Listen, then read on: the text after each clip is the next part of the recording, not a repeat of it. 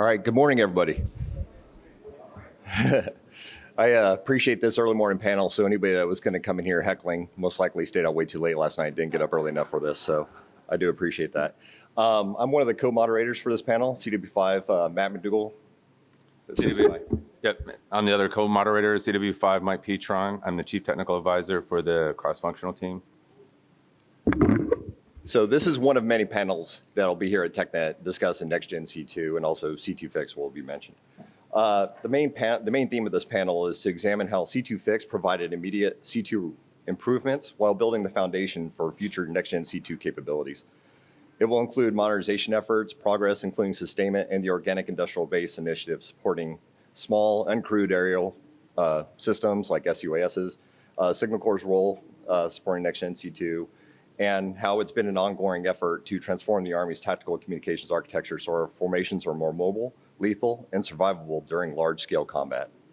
Some of the key points of Next-Gen C2 was that we are going to use existing programs of record to capitalize on unit and industry innovation and deliver a mix of military and commercial off-the-shelf capabilities to enhance soldiers' ability to fight tonight, deliver entire division architectures that include enabling formations, combat aviation, sustainment, and division artillery, decrease technical complexity at the tactical edge, enabling distributed operations through smaller, more mobile command posts, lowering electromagnetic signatures so units can hide in plain sight, and also allowed us to use CTC rotations to operationally validate implementation and ongoing efforts that C2 Fix was providing for 4 divisions, 101st, 25th, 82nd, 4ID, and 1 standalone brigade, 310, through our current efforts.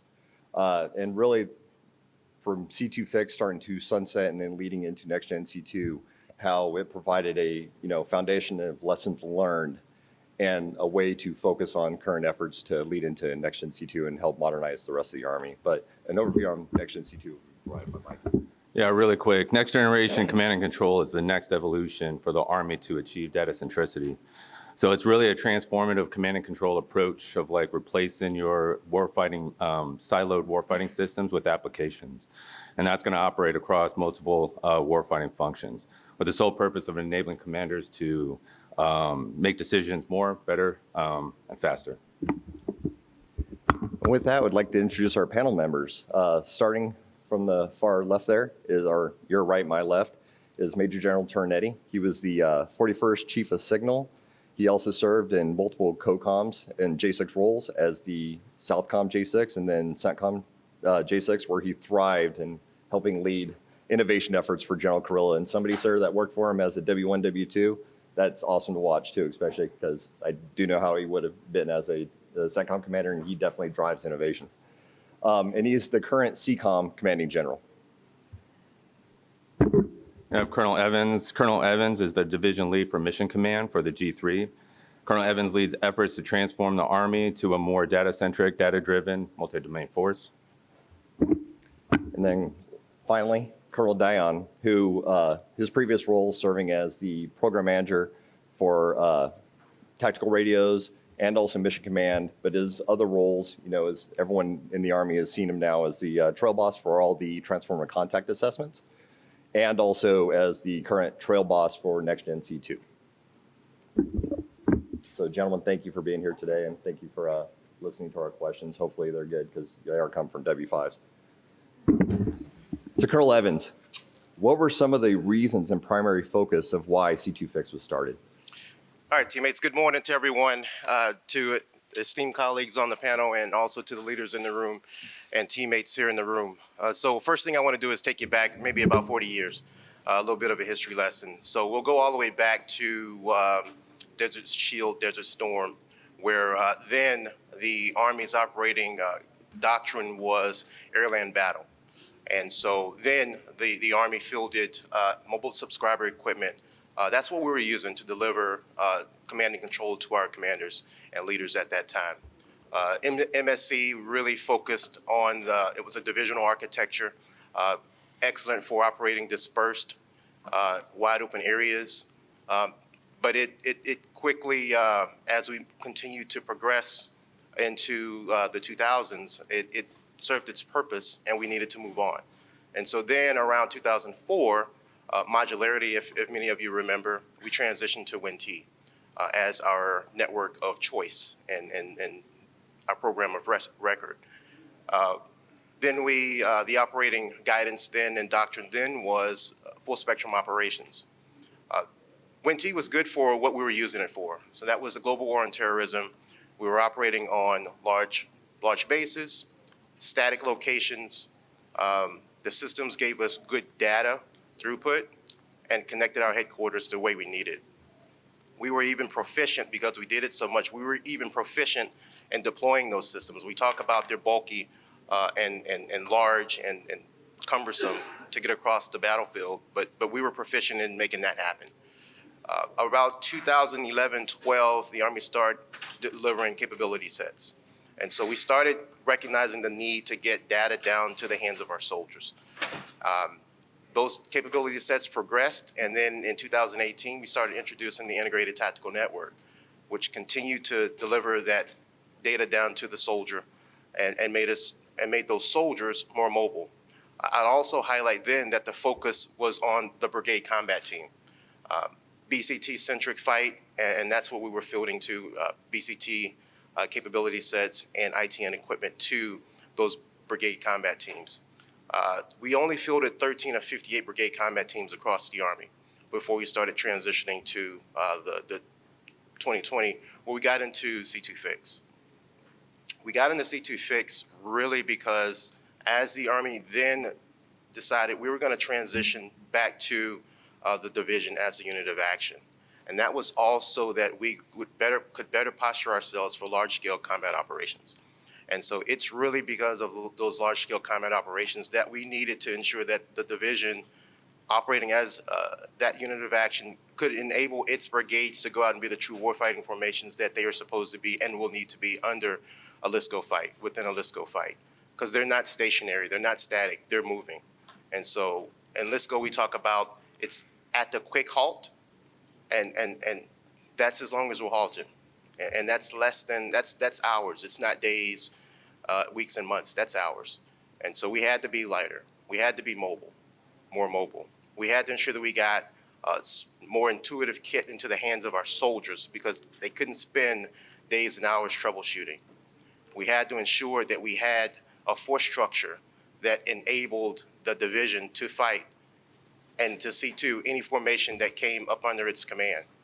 And so that's what C2 Fix does for us. It's not all just equipment, it's heavy equipment, but also many of you, and if we got some of those divisions in the room, you'll know that there's a force structure component to this as well with that divisional signal battalion that we're bringing back.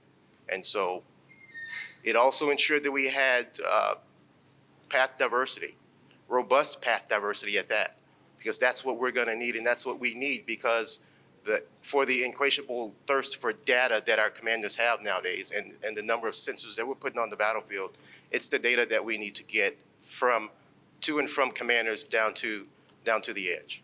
And so really that's the reason why we needed to get to C2 Fix, because C2 Fix provided those components to us, to our soldiers, and to the commanders, and that's going to ultimately allow them to gain information that they need to make the decisions quicker and faster than the enemy. Colonel Dayon, as one of the first primary PMs, then trail boss, quarterback, as General Townsend stated in his memo, of one of the first TIC assessments as part of the C2 Fix, and now the trail boss of NGC2, what are some of the key lessons learned and modernization efforts you have witnessed so far over the last couple of years? Yeah, thanks, Chief. I appreciate the question. And it's good to be here with all the teammates and all the folks in the room and paying attention to what we're doing. I would say that, one of the biggest things that changed was that the chief was able to get from top to bottom, all ranks, all organizations, to understand that speed is king. Speed and experimentation is the priority right now.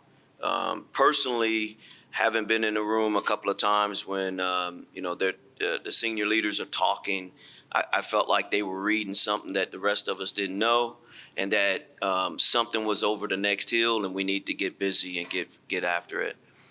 So with speed being king, I think what really shifted was the fact that all organizations across Big A, requirements, HQDA, and ASALT, and AMC, and across the span, all got in one direction and started rowing together. And if you want to know what we mean by speed is king, and I'll piggyback on something that Colonel Evans mentioned. So we're talking a division architecture. So C2 Fix, I think General Sylvia, when he was CG of 101st, said it best, in my opinion. C2 Fix was sharpen the bayonet that you have. And what that meant is we took largely programs of record and reshaped them and re-optimized them for the LISCO fight. So out were the server stacks, 3 feet high or 6 feet high if you have the old server stacks. We're in just down to TAC, right? Brigades were down fighting on the TAC system, and brigade and below were on TAC. They went SBUE. Everything was about speed. We spent a lot of time talking about what did at the quick halt mean.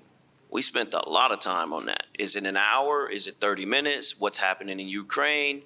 And what it came down to was if you couldn't fire it up, get on it, and use it in 30 minutes, it was out. It was out at the brigades. And those brigades, the first being Strike out of 101st, those brigades got really light. I mean, they really got light. And the big thing about transformation and contact, and I'll put that hat on.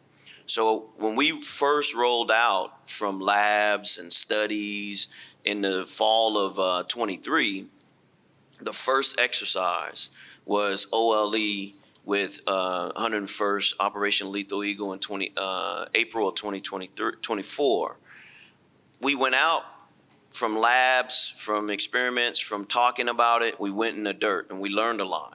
And what the first thing we learned was this trail boss concept was needed. And the way it kind of came about was General Townsend kind of wrote to the seniors and said, hey, here's your problem with your network.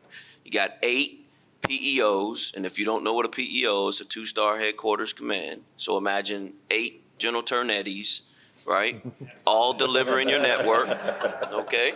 8 PEOs and 24 PMs. So 24 06 PMs, all of their subsequent 05 PMs, all delivering a network.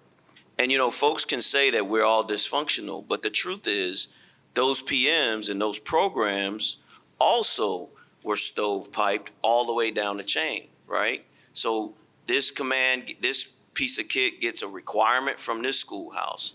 They get the funding from this department. They deliver this way.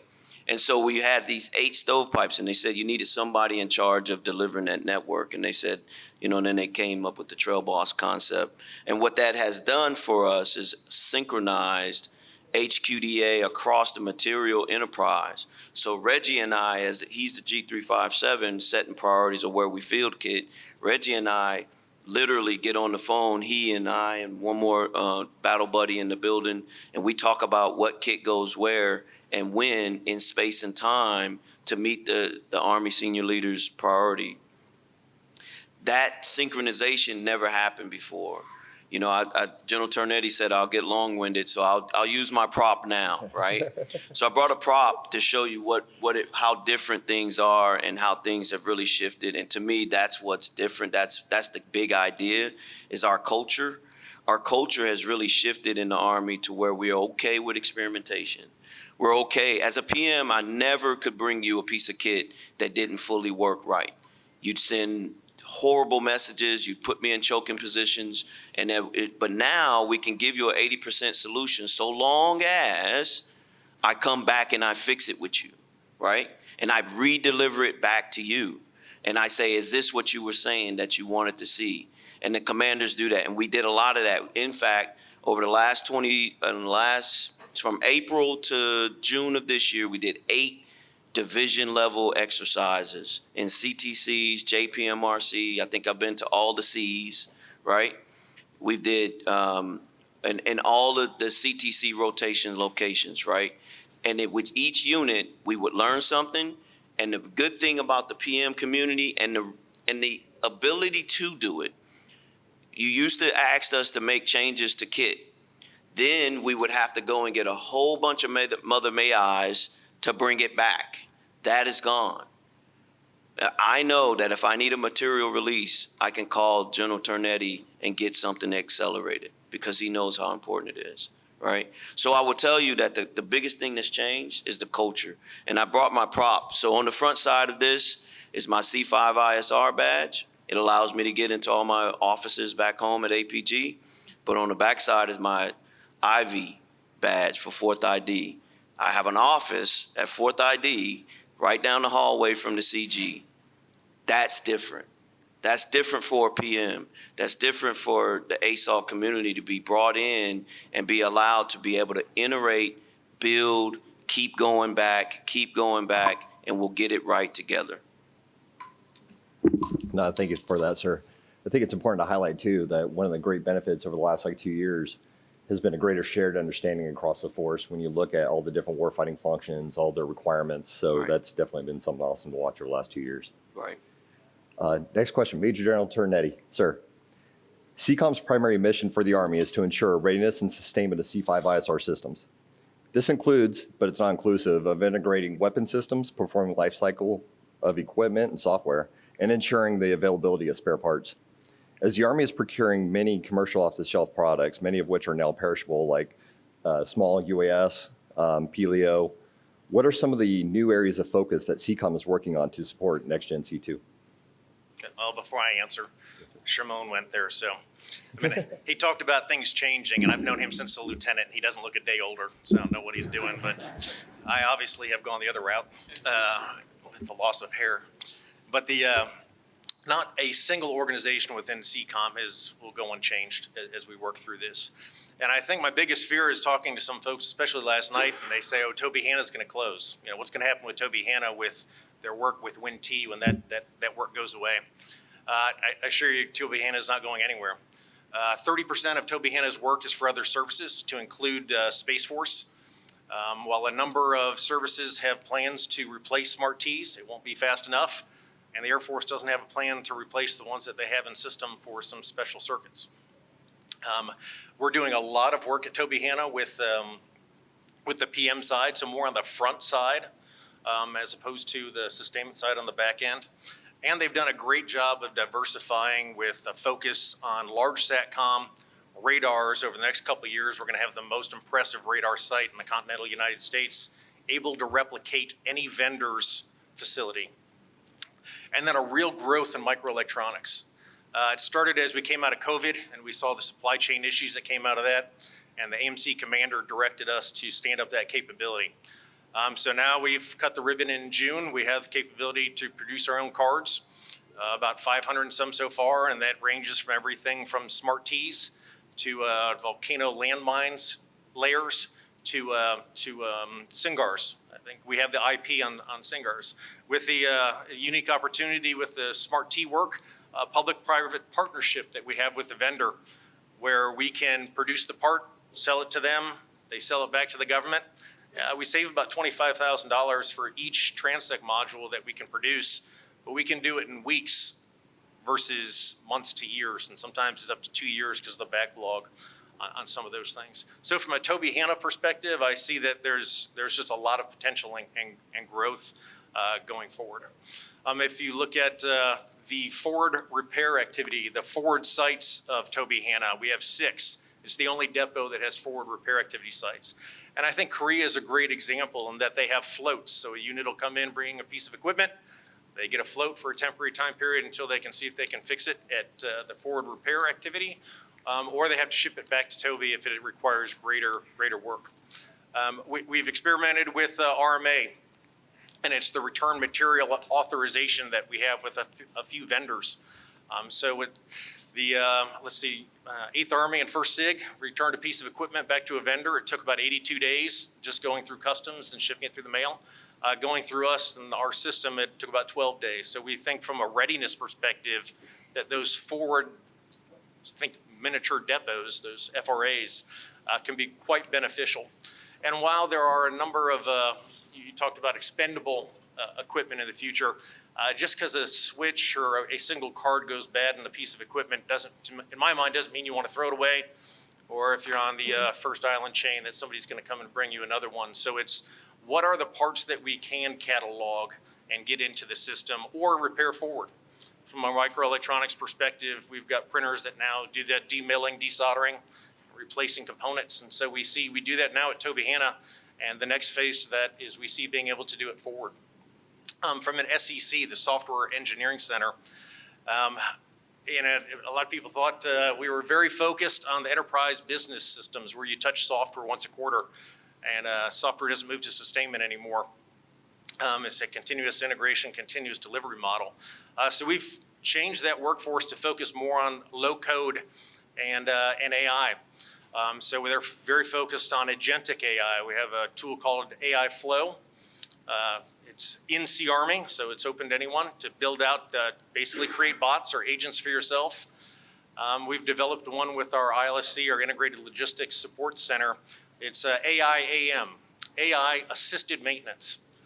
And it's ingested all the TMs. We're focusing at first for the C2 systems. We'll expand to Intel systems. But ingesting the TMs, and then a LAR or a soldier can log in with all it is the name of the PC equipment, an NSN, and then it's the questions, troubleshooting, and then the bot, the agent, will walk you through it. So if the soldier's using it, if it doesn't fix it for them, a LAR can step in and then see where they are from a troubleshooting perspective. We see that being incorporated into the application layer of Next-Gen C2. So we're kind of at the beginning phase with that. We'll be sprinting until we run into the AUSA conference. And what I'd really like to be able to do is hand that over to CASCOM and make that accessible to the entire maintainer force. So you see a lot of potential there. If you're going to field Next-Gen C2 over 30 months to the entire Army, all three compos, as a commandant, I always got why can't we train to the piece of equipment that's in my unit? You couldn't do that before, and it's exacerbated. It's only gonna get worse. So we've created a tool using Vantage, simple tool, AI Fix, Army Field Integration Collaboration System. And all that is a system that anyone can go into and, again, look at an NSN, look at a name of a piece of equipment, or even a picture, be able to click on it and go down to who's responsible for it. Is it the PEO? Is it the PM? Is it us? Is it under warranty and it goes to a vendor? As opposed to people having to guess. I always hate to hear the stories of a soldier in the field asking a LAR or an FSR for support, them to have to say, it's not my job. No one wants to say that. So it is okay, that's not in our job jar, but let me get you in touch with the individuals who are responsible for that. So I see that we have the framework built now. So as we go through the next 30 plus months of when we start fielding this, and all that different equipment is out there, that soldiers are going to be able to find out who they need to reach out to. Thank you, sir. Colonel Evans, how do you envision the Signal Corps' role supporting NGC2, especially when you add in all the new battlefield sensors that TIC has introduced? Yeah, so I think as a Signal Corps, I know for a long time we've been talking about data-centric operations. And I'll say each year I know we make gains on getting closer and closer to delivering full data-centric operations. I think Next-Gen C2 will be the official departure from network-centric to data-centric operations. It is a true demonstration of data-centric operations because that's what it's all about. We're no longer maneuvering networks across the battlefield and around the battlefield where you have to try to get your SATCOM or transport node up and then get your servers up so you can get that information up to the commander and start flowing, start federating and fighting. The data is going to always be available. You just have to know how to get to it. So I'll say the first thing I think it's important for us to understand is understand the architecture. Understand the Next-Gen C2 architecture and how you plug in, how and where you plug into it. Transport infrastructure, things that you'll most likely have. It's the data and the applications layer that you'll really need to understand. In my opinion, I always tell folks the data layer is the true magic sauce of Next-Gen C2. That's where all of your translations happening, and that's if you got to have a touch point with the Next Gen C2 stack, it's going to most likely be there as the signal community. And so make sure you know how to reach up into the cloud and that app layer to pull the data that your commander needs. Next, I'll say we need to know the equipment that our units are getting fielded. TIC, Transformation in Contact, is putting anywhere from 15 to 19 different capabilities into our formations, into our brigades, and that's aggregating up to divisions. So that's a lot of additional robotics, small UAS, additional sensors, SMETs, ISVs. It's a ton of different items that you're getting put into these formations, and you got to know what that is and what the integration requirements are. That's what Colonel Dayon and his team have been doing here for the last about 6 months as they touch the C2 fixed divisions. And oh, by the way, they're also a TIC unit, and they've got dozens and dozens and hundreds of additional emitters that they didn't have before.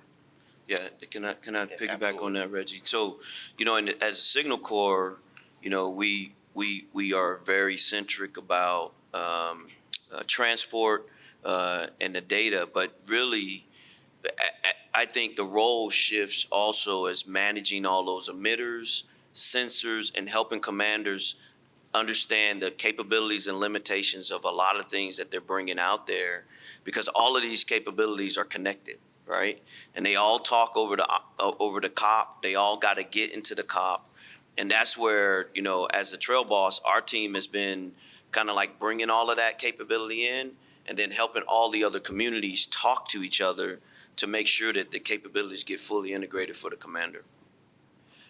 They require your transport. They require infrastructure, and you now have the added requirement to ensure that those large amounts of data, it's not only going vertically from the edge, from the soldier up to the commander, but it's also you're also transmitting horizontally as well. And so that's a huge lift, and one that we haven't had to take on to this scale before. And the last thing I'll just throw back out to the community is really communicate. Communicate back to us, back to the community, to the enterprise, what your experience is. We've got 3 C2 fixed divisions, and they have assessments that have been extremely important and valuable to the Army, because each C2 fixed assessment has been different from the one before it, and Next Gen C2 will be no different. The division commanders are driving change across the Army. So I'll tell you to use your chain of command.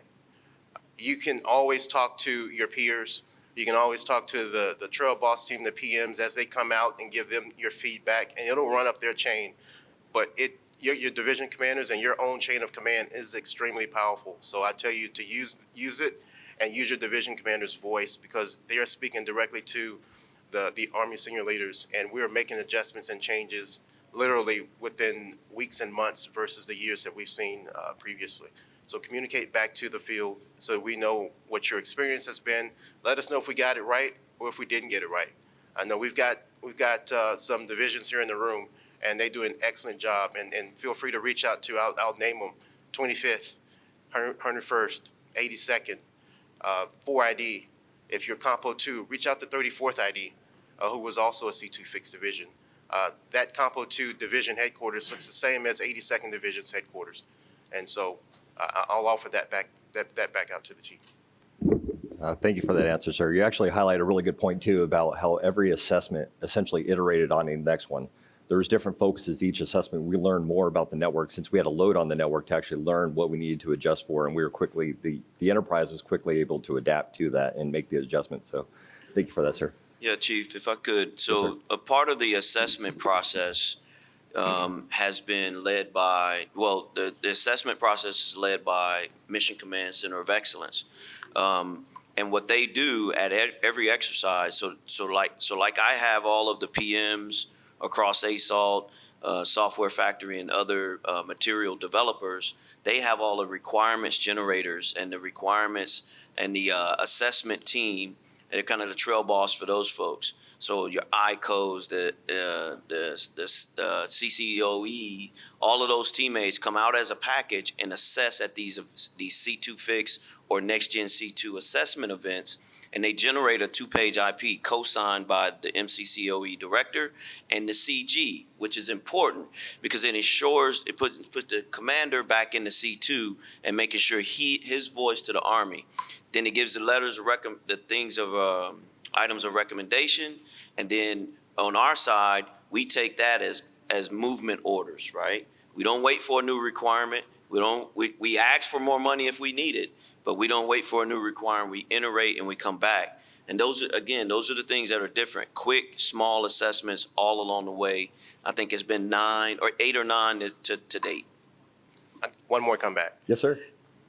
C2 Fix, it's not only how the equipment and systems are performing, it's also your TTPs.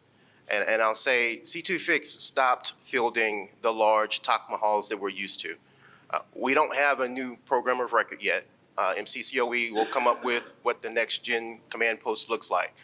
But what we learned from 101st when they were out in the field, you saw it yesterday from our keynote speaker, Major Johnson. They operated with 2 tents and 3 high-back Humvees.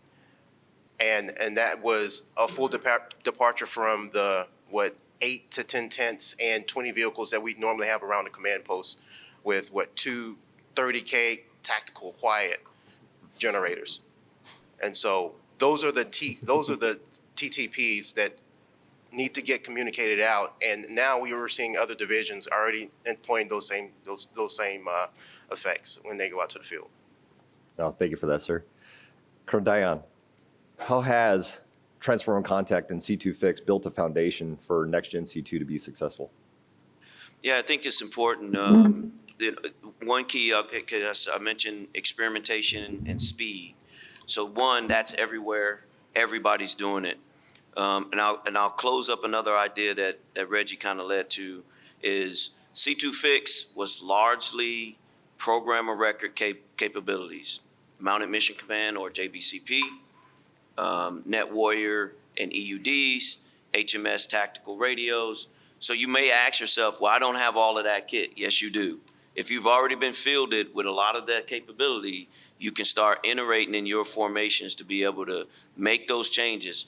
Star Shield, Starlink provides those thicker pipes, and everybody in the room has Maven, right? So those different capabilities are kind of what has comprised it.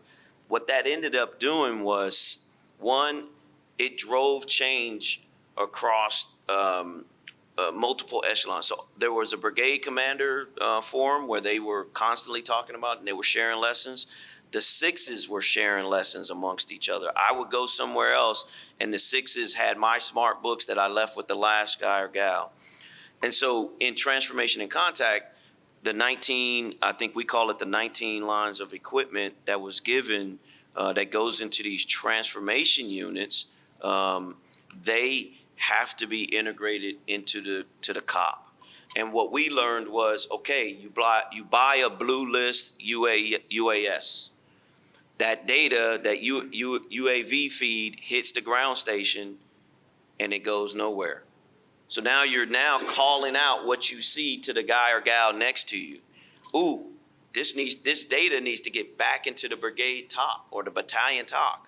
So big lesson. So then we call over to PM UAS. Hey, how do we get this data in here? Then we call over to the different centers of excellence who's been working airspace management because they have tools on the shelf that they've been experimenting with over the last year, doing different sprints. And so what we end up doing at JRTC and JPMRC this year was take a lot of these airspace management tools and start to bring them together so they're more integrated into the COP instead of a piece of kit. Oh, that was great. We have eyes that are ahead of us, that we don't have to put soldiers to do it. But the data stopped at the ground station. So now, Next Gen C2, and the good thing about serving as a trail boss between the two is that I get to make sure that the lessons are carried forward, right?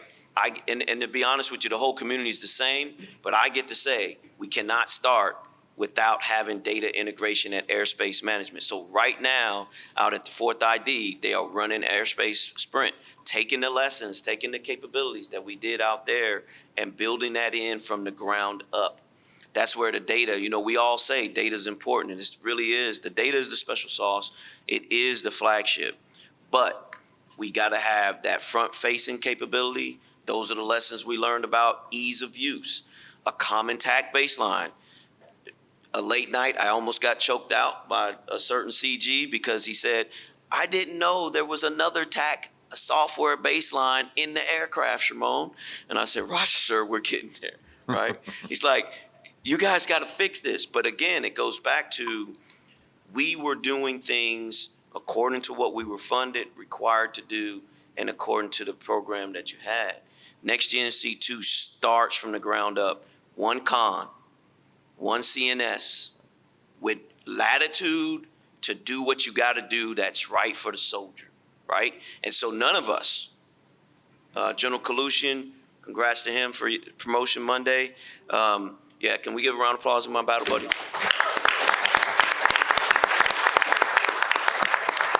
Yeah, I'm the guy who will do that, right? So none of us are like waiting for new orders, right? We know what the heck has got to be done. So we're bringing all these capabilities in, and if a PM needs help, I call Reggie. I call Johnny Ives in the building. I say, so for Fourth ID, for example, they weren't going to get capabilities for TIC, for sensors, UASs, SRR, MRR, call your RRR, right? So they weren't going to get those because they weren't a TIC unit at the time.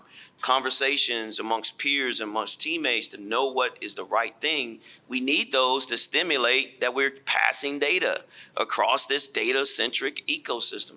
So a bunch of us got on the phone and we're starting to shift capabilities in those formations to be able to make sure that it happens so we can build Next Gen C2 right from the start. And so we can start where C2 Fix left off. And, it will move fast because if we do it right, it'll be data-centric. It will not be equipment-centric. If you can get the pipes, you will be able to hit the cloud, and you'll be able to hit the architecture. And that's what we're trying to do. And then I'll stop there. Thank you. Thank you, sir. Major General Turnetti, question, can you discuss CCOM's role in supporting the tactical force with SUAS manufacturing with your organic industrial base initiative? Okay, so I'm going to take a roundabout way to answer this. So I'm a Netflix Black Mirror fan. And one of my favorite episodes is called Metalhead. And it's about a little robot dog that there's a fleet of little robot dogs that go around killing people. And they've got RF sensors, acoustic sensors, heat sensors. And there's a scene at the end of this show where the little robot dog gets beat up. And I'm thinking, okay, that looks a lot like the fight in Ukraine, but with UASs. Who's repairing those little robot dogs and their sensors forward? And it may not be a person, but somebody's got to figure out how we're going to do it. So that's kind of the end state is, how do we fix a little robot dog? Disclaimer, if you've not watched Black Mirror, do not start with episode 1, season 1. It's disturbing. Go to like season 4, episode 4, Metalhead.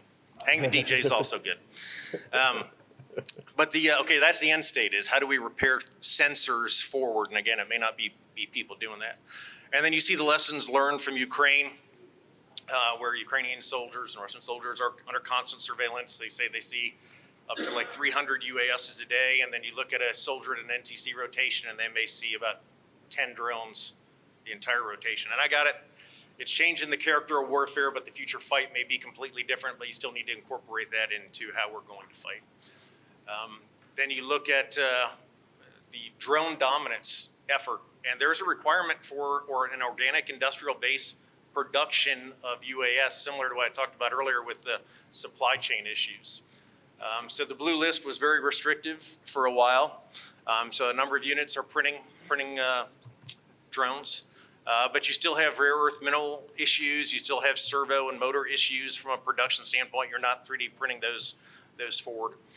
So from an AMC and Army Material Command perspective, we tackled this across AMC. So TACOM is currently printing the bodies and the arms and propellers. We're handling the microelectronics So I talked about that space earlier with the circuit cards, wiring harnesses, controllers, goggles, and the integration piece to it. So right now, we're in the assembly portion for us. Next phase is the machinery piece. So right now, by the end of the fiscal year, we'll have produced 1,000. I think we're going to be able to get 25 to the next CTC rotation before the beginning of September. But 1,000 by the end of this fiscal year. Then the goal is machinery next year that we're producing our own motors. And that's 10,000 by the following year. And after that, it's 100,000. It really isn't the scale that I think it's the most important. It is the how quickly we'll be able to adapt to unit needs. You have some folks in special communities that say, I don't need 100,000. I need maybe, a few hundred, and then I want to come back to you with iterating off of it. So that capability is well en route. I never thought we would be building drones, but again, I talked earlier about the diversifying the Tobyhanna footprint and what they're responsible for. I see a lot of growth in that going ahead. So that doesn't mean industry is going to be left out of it. There's a lot of money, an awful lot of money that's going towards this effort, but we need to augment it so that we have the capability internal. But again, think that third phase is how do we do that at the edge of the battlefield? Thanks. No, I definitely appreciate that, sir, especially when you look at, you're absolutely right, like a lot of the, proprietary IP that are, that we're buying these drones from. But if you look at right now across brigades, it's going to be 100 plus SUASs are going to get from the short range, long range, and medium range, SUASs. So being able to augment that's going to be key. So that's awesome, sir. So with that, Matt, this is on that. Yes, we sir. had, I think the leap from one rotation was 60 something drones to 360, right? yes, sir. And all of them are sensors. All of them have got data. Building Next Gen C2 has to be able to process that data, and soldiers can't do it. Soldiers can't be on a box watching it. No, absolutely, sir. That's a great point too, because when you look at it, you think about the GWAT fight, we, really got after ISR and video distribution during that architecture. So there's a lot of lessons learned there that we can apply here, but it's a different fight because per brigade now, you have 100 plus, up to 300, like you just said. And then each every SUAS is being used for a different, whether it's BDA, whether it's intel gathering, whether it's just SA of what's going on in the battlefield. So not all that video needs to make it to a central talk to where I'm watching 100 lines of video. That's not what we're talking about here. It's about, hey, where are we triaging the data along the architecture? So it's a different kind of Artificial thing. intelligence does. Exactly. Yeah, no, absolutely. So with that, that's the first round of formal questioning, but definitely want to go out to the audience if they had any questions for our panel members. Or the narrators. What's that, sir? Or the moderator. They are smart. No? Oh, come on. We can't have a room this size without any questions. Brother Corey, go for it. I'll send you a softball. So for it, like the wind information. So the Army can talk, actually DOD has full about transitioning from programs of records funding to capability-based funding. You've been talking about how the special drill laws looking at iterating continuously. But how do you see the funding transitioning to maintain speed? Go ahead, please do. I'll start and I'll talk about it from a building perspective because it's going to transition to what Jermone and the ASALT team and AFC team are doing on the ground. But one of those things that we're doing is the Army's going back and taking a look at all programs. Every program in the Army and every capability is under review, and it will be under review. And so we have already canceled a number of bespoke mission command information systems that don't align to Next Gen C2 and don't have a home in Next Gen C2. And because of that, that's generated some funds that can then be realigned to and toward Next Gen C2 efforts. Within the G8 and the portfolio that funds Next Gen C2, they're also realigning that portfolio to align with the stack, the Next Gen C2 stack. So you'll have, instead of the 18 to 20 different lines that fund a number of different capabilities across the Army now, it's going to be 4, maybe plus a couple. So you'll have a transport infrastructure, data, and applications funding line, and then maybe a couple extras, but it won't be nearly as many as we have now today. So we're realigning the budget portfolios in progress right now. But what that's going to do is that's going to start to align with the agile acquisitions processes that are also taking place within ASALT. Yeah, so when the budget lines, and I'm sure all of you understand how the funding kind of works, is a program gets its particular funding to do its thing according to the requirements it's been given, and that's what get briefs up to the hill, that's what you get funded to do. Well, like I said, speed. So somewhere along the line, a quick decision was made and wiped all the funds into four basic budget lines. I don't know how many budget lines it was, but I'll say this. As an executing PM of PM Mission Command, all my money was gone one night, right?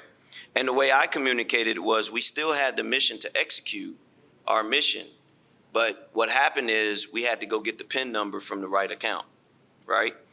All of the monies moved according to where we say we were going to go. So the Army literally put its money where its mouth was. The failed part of it, one of the failed parts of COE was as we were trying to align all the Mission Command information systems under one umbrella, we never wrote one requirement and we never changed one executing organization to do it. Well, that got changed. Right? All of the money went into the right bucket, and now you have to go through the process of building out the capability that is directly aimed at Next Gen C2. So I know a lot of my industry partners out there, especially if you have existing contracts, many of them were like, whoa, we heard our program was canceled. How are we going to do this? And I know those different things. What happened was we moved the money so we can also change the behavior. Right? And we start changing the behavior to build data-centric Next-Gen C2. Now, again, remember, Next-Gen C2 is not one thing. It is a concept. It is a big apparatus of putting the commander back in C2. But it is the stacks, right? You got transport, data, apps, and Infrastructure. I forget the fourth one. Infrastructure and all of the server stacks and all the capabilities that go with it. So we realigned the funding to be able to do that. We're still executing programs, but in the interim, we're working through how we do that. But it really was a significant change to be able to do business that way. But the money is still there. We're just working through how we execute it to align with delivering this concept of Next Gen C2. And from a higher level, I think you're going to see, I think we're working through the transition right now, and C5ISR is a pilot for a capability portfolio executive. So a better tie-in between the Army Futures Command, current Army Futures Command, and the ASALT community. So not every financial decision has to go to a 4-star, can be handled at a much lower level. So that's developing right now, but I think that'll be kind of speed up process-wise. Sir? Mayor? Yeah, Colonel Kinnison could ask at any time. No, just kidding. Speaking of scared barriers and cross-force coordination, wide implementation of things, there's a couple of programs that are related to NGC2, such as Unified Network Operations, what was CPI2 is now CPI-ization.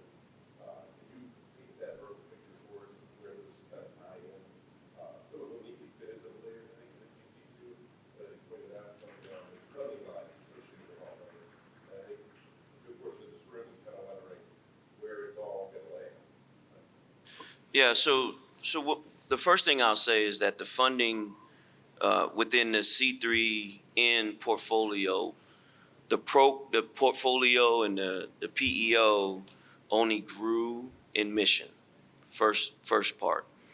The second part is we just realigned it. So let's take CPI2 or CP mod.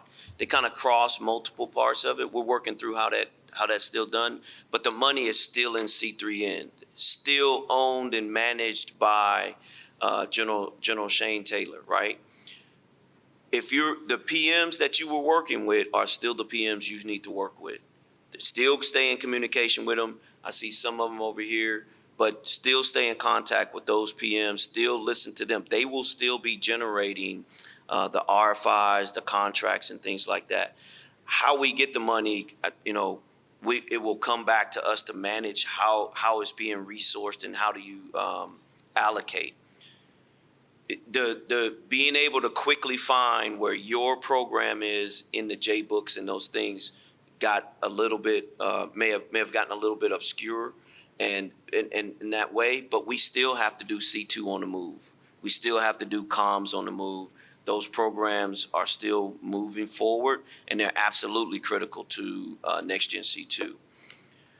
Next Gen C2 is we're approaching it from two ways. Fourth ID is full stack, all new radios, all new servers, all new data, all new apps, whole stack, with a little bit of C2 fix in it, aka TAC and whatnot. Our next unit will probably be 25th ID, where we will try, can we put Next Gen C2 software from a different consortium of team on a C2 fix architecture? Because then that tells us how fast we can go to the rest of the Army, right? Do we need to tweak a radio here? Do we need to add this or that there? So all of those capabilities stay. And so that requirement holds. In Fourth ID, it may look different because it's a whole new radio architecture and comms architecture, but over in 25th, it still holds and we're still fielding. So fret not, those don't go away. I think the biggest things that got really retooled was the software. Because if you were building, I own AFATED, so I'll speak for my own program. So AFATEDs, it's a really high bar. The Army is having a really high bar to do anything else with AFATEDs. I mean, really. AXS, which is data-centric, which is modular, which is new code, is the first app on Next Gen C2. So that's the kind of questioning that we're doing. So if you have a legacy software that isn't portable to the future, yeah, you probably need to have a hard conversation. And you need to be talking about how do you take where you needed to have your bespoke hardware, you had to run on this class or this server, stack. You have to challenge that. If it's not able to run on anything, you probably need to look at the business model. Dr. Iyer? Oh, sorry, sir. I'll get to him next. There was, but actually, sir, if you want to go first, because you had your hand up a while ago.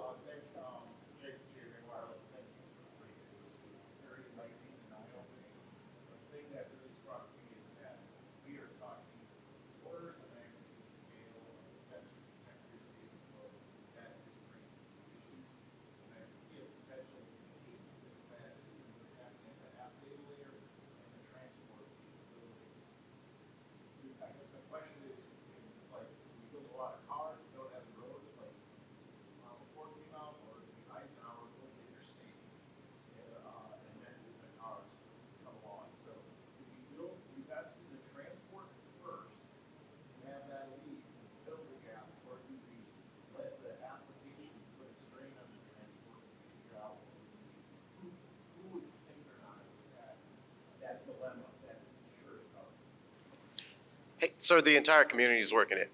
And so I'll tell you right now, we have absolutely prioritized the transport and infrastructure layer ahead of the data. I won't say ahead of because data and applications, those are still under development and progressing behind the scenes. But for those of us who don't see that every day, we deal with others, and we're focusing on that transport and infrastructure layer. So we have this thing that's called transport and infrastructure acceleration, and that's where we're going to get high bandwidth, low latency transport out to our divisions, corps, battalion unit formations, all of our headquarters. That's across the Army, all three compos here in the next 3 years from today. And it's a 30-month effort. It's going to start 1 year from today, and that's going to really get some transport and infrastructure capability across the Army. And then we'll come back and thicken that as well once NGC2 and 4ID have informed where we go next. But we are absolutely getting some more modernized transport and infrastructure out across the force. And the team here has all got their hands into making sure we can get it done on schedule. Yeah, I would tell you that we're doing, the answer is yes, right? We're doing all three at the same time. That typically sounds like a recipe for disaster, but I'd ask you, how else are we going to do it, right? If we got, we're kind of in this special moment where we got the senior leaders that care about comms in a way that we probably haven't seen. And I told a bunch of captains yesterday, some of the commanders are better at it than us, right? And so we are trying to do it all. So fourth ID, full stack, whole new, what can you imagine, leap ahead, right? 25th, can you run next gen C2 and get data centric and AI and ML on a C2 fixed architecture? Then we're also doing ABCT acceleration, where we're putting some level of comms package into the ABCTs, because a lot of our work to date has all been light. And then we're still doing C2 fix, finishing out 82nd C2 fix as a whole division architecture. But the next gen, or the infrastructure acceleration plan, will also ask us, how does the legacy units, can they run that apps and data on top? Because we know you can push software out by giving people accounts, right? So once we get them the infrastructure, now all of the legacy, all of the units that haven't been ITN forward, now can they run it, right? At least in the CPs with transport and compute. So we're approaching it from all angles, and 30 months we're headed out and we're moving out, so long as we get the resources and we continue to get the prioritization. Hey, sir, I have a little bit to piggyback on that as well. So when you look at it too, in the past, we would provide a network. And then to use your analogy of a road, we didn't care if that was a highway or a gravel road. We're basically saying, hey, you bring your car. We don't care if we grade it or whatever. So you're either riding a bike or whatever. Right now, it is that balanced effort of knowing what data is riding whatever our transport is. So it's that learning too, is we're putting a load on the architecture. We're modifying the architecture we're tailoring it for what the actual application requires, as opposed to just saying, just give me more bandwidth, just give me more bandwidth, which a lot of people like. More bandwidth doesn't necessarily mean better network. So we're actually, it's taking a full stack balance measure at this. So, Colonel Caniston. One thing is always true in the Army is soldiers break things. And so as we're putting more commercial off-the-shelf things in a soldier's hands that they're carrying around daily, like the in-user devices, is there any thought into putting simple repair parts like passive touch screens inside the standard Army supply system, so that my 94 series, my 948s can fix it? I can have a guy in a mall at a kiosk put a new screen on my phone. Is there thoughts to having soldiers be able to do that as well? Yeah, so that's exactly what I was talking about with cataloging. It's identifying those items that do break more frequently and that can be repaired forward. So we get them in the system now. So it is not the mindset of I broke it, I just have to send it back and then wait months for it to return. And then from a unit perspective, when it's out of warranty, that's coming out of your operational budget when you have to repair something. So that's exactly what we're working on now, is cataloging those frequently broken items and then how do we repair them forward. So yes. And then we have time for one more question. I'm sorry, but Dr. Iyer, you did raise your hand. So. Yeah, I was going to be a question, but I'm just making a comment. So, your former CIO within the strategy within the board is awfully home outcome. And I can tell you all the discussions that Morrison and I had 4 years ago talking about how we decouple hardware and software and data. It's all now becoming reality. So just bringing years now just to see how outcome will happen. Just a couple quick comments. One is, what I'm seeing now on the outside is the number of sensors is exponentially increasing. I think we have a problem with sensor data getting, siloed just as much as anything else today. ELN, SIGINT, EW, tactical cyber, there's so much data. If you really want to enable a true tactical comm, you're going to have to integrate all that stuff on the tactical edge, not back to the enterprise, which means you got to have massive data processing at the edge. Point two is the amount of data that's getting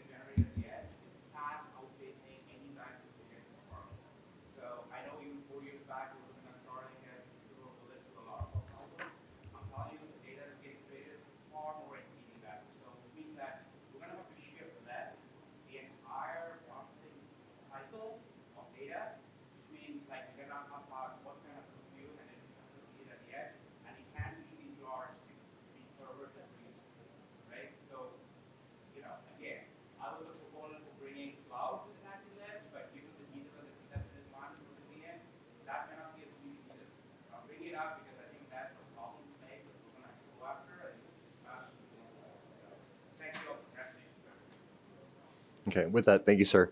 With that, I just want to say thank you again to the panel members for taking their time and everybody waking up early this morning after I'm sure there was many socials last night that you all are still recovering from. So definitely appreciate everyone showing up today. Thank you.